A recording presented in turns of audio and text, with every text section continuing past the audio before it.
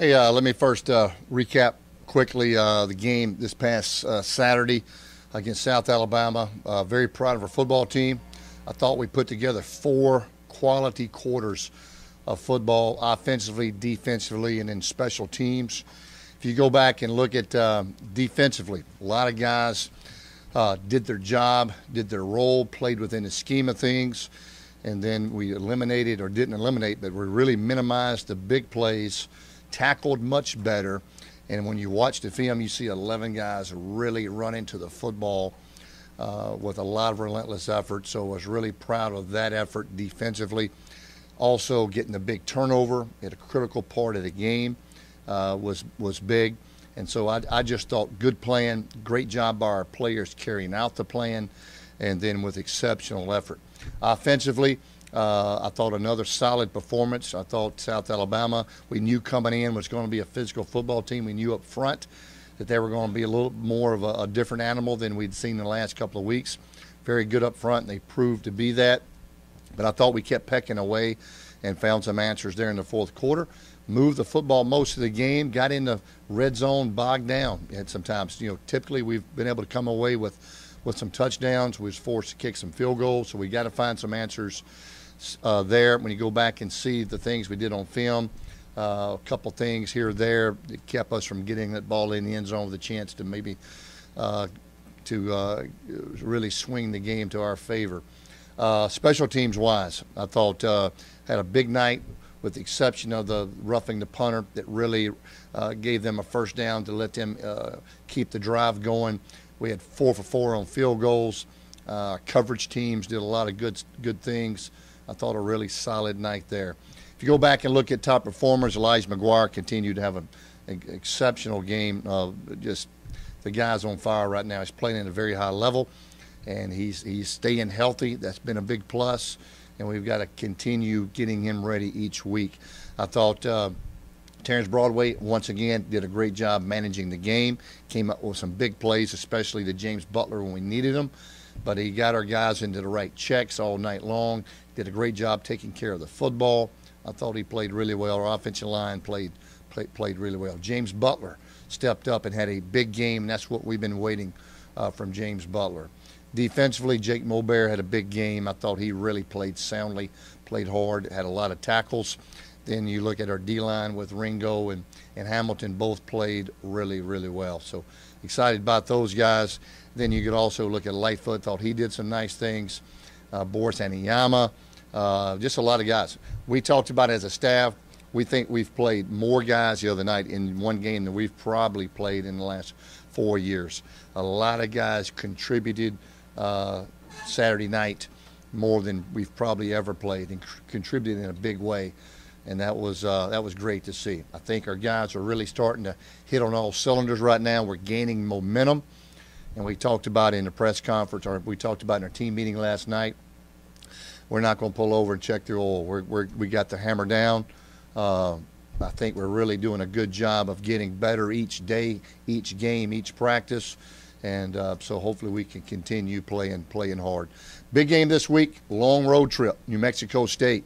A team that, if you look at their record, obviously you know what their record is, but if you look at the games they've played and the way they've been in the games, their record could easily be much different with the one play here or there.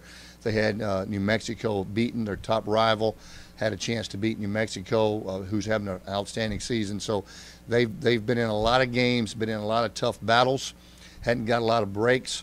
We're playing at their place. Doug Martin, I think, does an exceptional job. I think he's a very good coach, and they'll be ready for us. And so it's going to be a big challenge, especially going on the road that far. And so we've got to make sure we continue playing hard. They've got a 2-quarterback system. They utilize 2 quarterbacks. That'll be a challenge. Very multiple on defense, whether it's 3-4, whether it's 4-2-5. Lots of different pressures, lots of different looks. That could create a lot of problems for us as we prepare this week. So huge challenge moving forward. So with that, open up any questions. Can you explain the timing behind Saunders not being with the program anymore this season, and also what are the benefits that Wallerstedt has now being able to be on Well, first of all, there's never a good time, and when you announce your resignation, and that's what Sarge did yesterday. He's resigned for personal reasons, and that's as far as really we're allowed to say, because that's what they are. They're personal reasons. But never a good time, whether it's off season. Now you're right in the middle of recruiting. In season, you're right in the middle of the game, so it's never a great time. Now Matt Wallerstedt will step into his spot and fill his shoes, and he'll be the ninth accountable coach. So he'll be able to coach a position now, be in meetings and be more involved with our defense. And so we're full speed ahead and continue moving forward. You mentioned right after the game that you kind of got away with what you were planning on doing, I guess, in terms of in the red zone. What did you get away from, and what would you like to do more of? Well, you go back and you look, and it seemed like each time down, on first down, we ran a play, whether it's to the sideline, east and west a little bit. Maybe it was a pass once or twice, and instead of doing what we do best, maybe it's hitting them right up the middle with Alonzo or Elijah at that point, trying to move the chains forward, and may have gotten away from us a little bit there.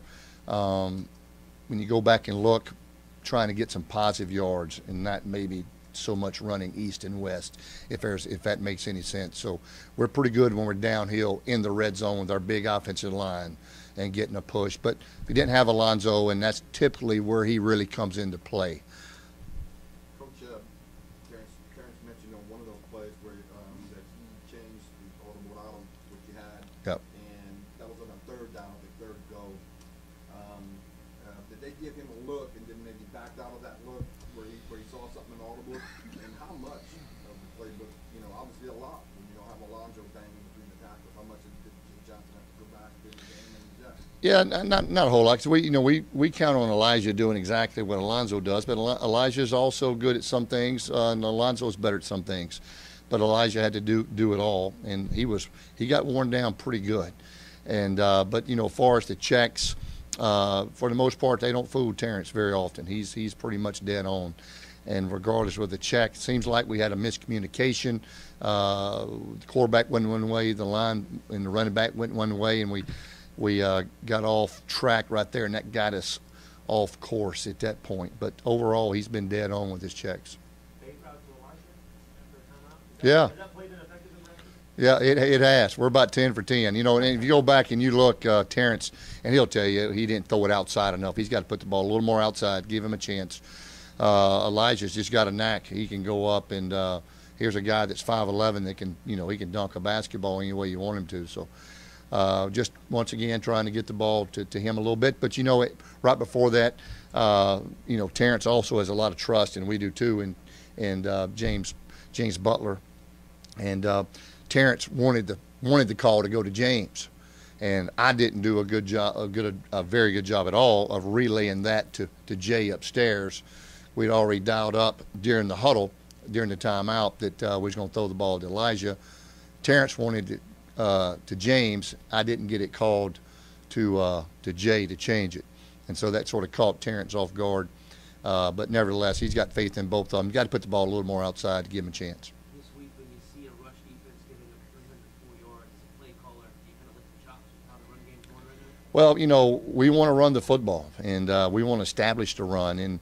And last week, with only having one back, that made it a little more difficult. But you want to go into the game thinking you can run the ball against a team that's giving up 300 yards a game. But you know what? Each game we're watching right now, different plan, and you've got to prepare for a whole lot, and you just don't know what you may see, and so that makes it difficult. And so, we want to be able to run the ball, and hopefully we can establish a run this week. How much out there do you think Alonzo will be at the season? We didn't get a lot of reps, so hopefully by not playing much Saturday, he didn't get too more banged up than what he already was. We need to get him back. We're a way more effective team, and I think you know this, when both those guys are coming in and out, spelling each other, where they both are fresh, both are very effective. We rode Elijah pretty hard the other night. We rode him pretty hard, and but the guy kept coming back wanting a little bit more, and so he did a great job. When you switch them out and kind of Eli's the outside Well, if you watch, Elijah, he probably runs almost as many plays inside as Alonzo. We just move him around a little bit more. When he's back behind the quarterback, his plays are about the same. He scored on the run against Arkansas State up the middle and ran over the safety, and so he's a physical player too. He's very explosive for his size, and he can be effective in there also.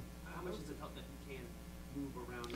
Yeah, I think that allows you as a play caller or as a coordinator, when you've got a weapon like that, you can design plays for the guy. Like the wheel route, the backfield was a late addition, I think, on that we installed just to get him the football. And I think Jay's done a great job of utilizing what Eli can do, because he's a guy that you can create plays for, and he's very. He's just you can utilize him a lot of different ways. You mentioned before the season his durability was an issue coming in. Yeah. And how impressed are you that he seems to be Yeah. just strong? Knock on wood, he's been much better. Last year I don't know if we finished many games. He's finished all these games for the most part this year. Way more durable. He's put on about 10 or 15 pounds, and his conditioning, off-season work, and then during the season, they're continuing to work hard. We've been pushing them pretty good, so hopefully he can stay healthy. Well, he's practicing every day. Yeah, he's out there every day. And he may not be doing a whole lot, but he's out there, and he's going through his individual reps, or what we call our play timing with the quarterbacks. But it's just so much your legs can take, especially when you have him in so many special plays, and you're running wheel routes 50 yards down the field at practice, and then if the quarterback overthrows you sort of want to do it again, and just how much do you allow him to do? And so you've got to regulate a player like that who's going so many snaps on Saturday. He can't be effective if he's going that many snaps all week long every day at practice. Coach, in your college experience, who could you compare Elijah to from what you've seen from college and other players maybe from Yeah. other teams? Far as players that I've coached, there's one guy that I coached at North Alabama that was very similar to him. His name was DeMarcus Blunt, running back when I was at North Alabama. That type of player where we could flex out, could put in the backfield, moved him around, create plays. Another Keith McCants, and so two players that come to mind, but hadn't coached one like Elijah in a while. That's that multiple. They can do so many different things. Did you see that in him in high school, that he could be this multiple of a player? Yeah, we thought he could be this multiple of a player. And when you recruit a guy, you think he's going to be really good. And we thought Elijah was going to be really good. And but I think he may have even exceeded our expectations so far. He's still just a sophomore. This kid's young, didn't redshirt. He's a true sophomore, true second-year player, and his best football to me is still ahead of him. But I tell you the thing I was most impressed about. Everybody's impressed about the running and the catching, but just to have the foresight of sliding and staying in bounds when at critical time to keep the clock moving, just to understand the game that well for a sophomore, especially when you're tired and you've been ran about 10 plays in a row, just to have the train of thought to get down to keep the clock rolling. How much having Nixon back maybe gives you a little bit more? I realize he's taking snaps at quarterback in practice, but he's been back there in the pistol with Broadway before, and maybe give you a little bit an option maybe as if Harris gets a little bit banged up going down through the rest of the season. Yeah, it's a little easier said than done. He's a guy that he could maybe possibly play running back, but it's a little easier said than done. He hasn't done it very much, and we've got some other guys. We've got some confidence in Ephraim Reed. We've got a lot of confidence in him. He played a lot the other night, mostly on third down. But moving forward, we really don't have any plans of that at this moment. But he's a big, strong runner. A lot of the credit's going to Elijah. Of course, big guys up front.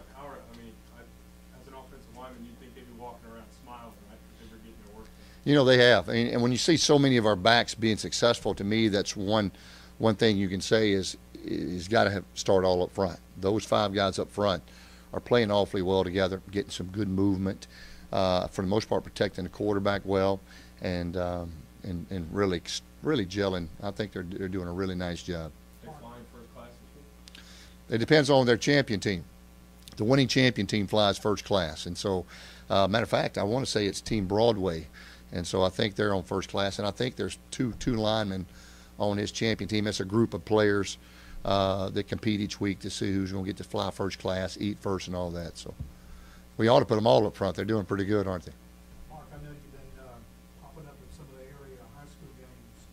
You can't talk about players, but last week of the regular season, what's your overall view of the games that you've seen? Got a chance to get out this past Friday. Me and Coach Johnson bounced around Acadiana in a little helicopter tour, and it was fun. Got to see a lot of great high school players. I'm gonna tell you, high school football this year in Acadiana is strong. A lot of good players.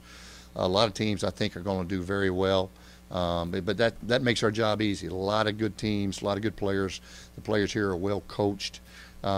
It's obvious when you go see these teams play. A lot of excitement too. I had a great time watching the games and being into the atmosphere. It was a lot of fun. You talked about the New Mexico State defensively, but when they run for or have 639 yards of offense and 32 first downs that last week, does that kind of catch your eye? It certainly does, because they're dangerous.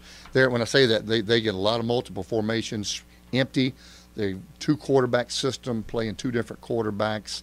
They've got a back, to me, it's very effective. Last year they jumped out on us right away, so I promise you this.